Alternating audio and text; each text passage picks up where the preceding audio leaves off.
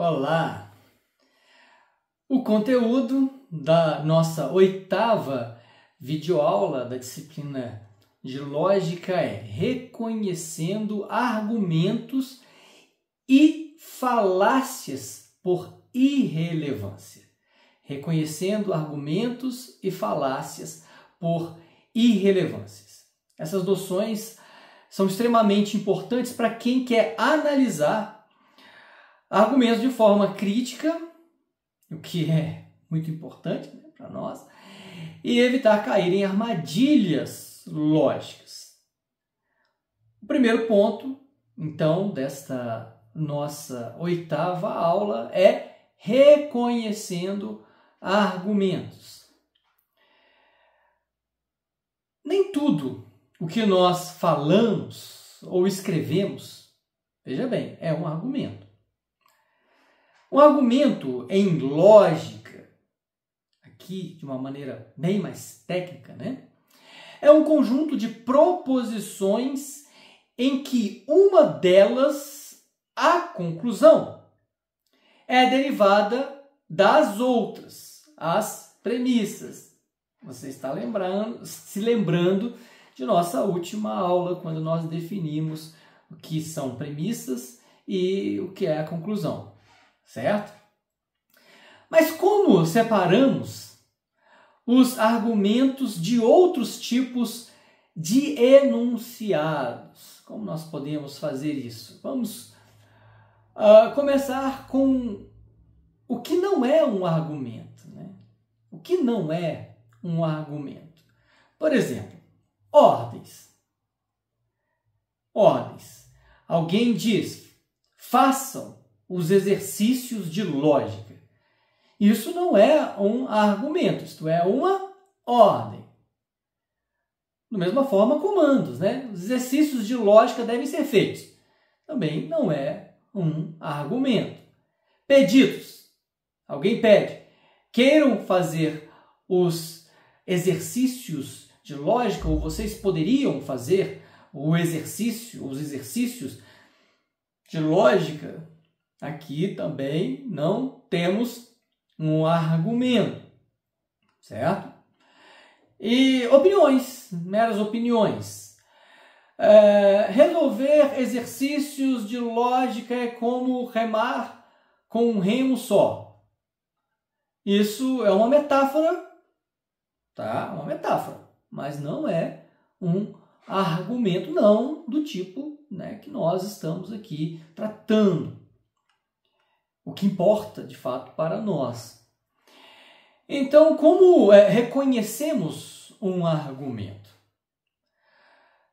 Um argumento, ele precisa conter aqueles tipos de proposições que eu mencionei anteriormente, né? Ele precisa ter premissas que sustentem uma conclusão. E aí, o silogismo clássico, né?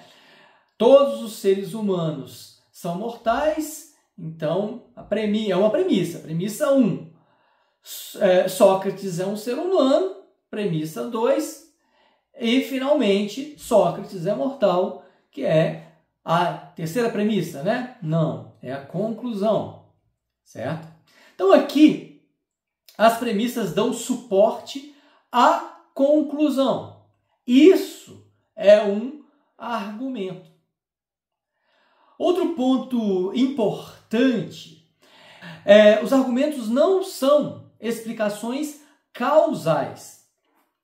Então, explicações causais mostram como uma coisa causa a outra. Mas isso não se tenta provar nada com isso. Por exemplo, os estudantes foram aprovados porque estudaram muito. Isso é uma explicação causal, tá?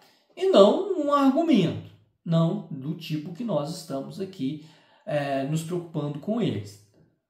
Já, veja, os estudantes foram aprovados porque atingiram as metas e demonstraram isso nas avaliações. Isso é um argumento. porque está tentando provar que os estudantes foram aprovados com base em evidências. Certo? Vamos agora a um outro ponto, que são as falácias não formais por irrelevância. Agora que nós sabemos reconhecer argumentos, nós vamos falar sobre o que são as falácias. Falácias são erros de raciocínio que tornam um argumento inválido, mas que muitas vezes parecem convincentes para as pessoas, né? À primeira vista, isso é muito comum, né? Estar diante de uma falácia e achar que, no final das contas, o argumento é um argumento válido, coerente, bem construído e, assim, até ser convencido. Tá? Então, nós vamos falar das falácias não formais por irrelevância, certo? São aquelas em que as premissas não têm relação lógica com a conclusão, mas ainda assim podem persuadir as pessoas.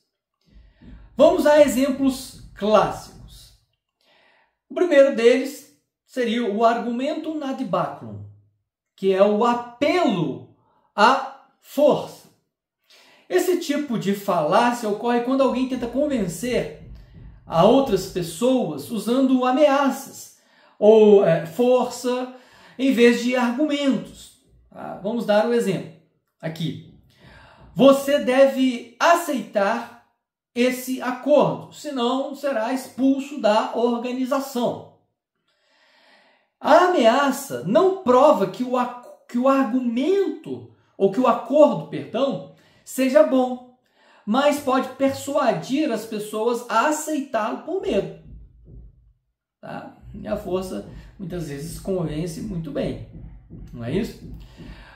Temos uma segunda falácia, que seria o argumento ad hominem, né? Ou ad hominem, alguns vão dizer, que é o ataque à pessoa. Aqui, em vez de se atacar o argumento, né, eu simplesmente encontrar as incongruências no argumento alheio, eu ataco a pessoa que o fez. Exemplo, você não pode confiar no que ele diz, porque ele é um político corrupto. Mesmo que a pessoa, aqui nesse caso, tá? Mesmo que a pessoa seja corrupta, isso não invalida automaticamente o argumento. Vamos agora a um terceiro tipo de falácia, né?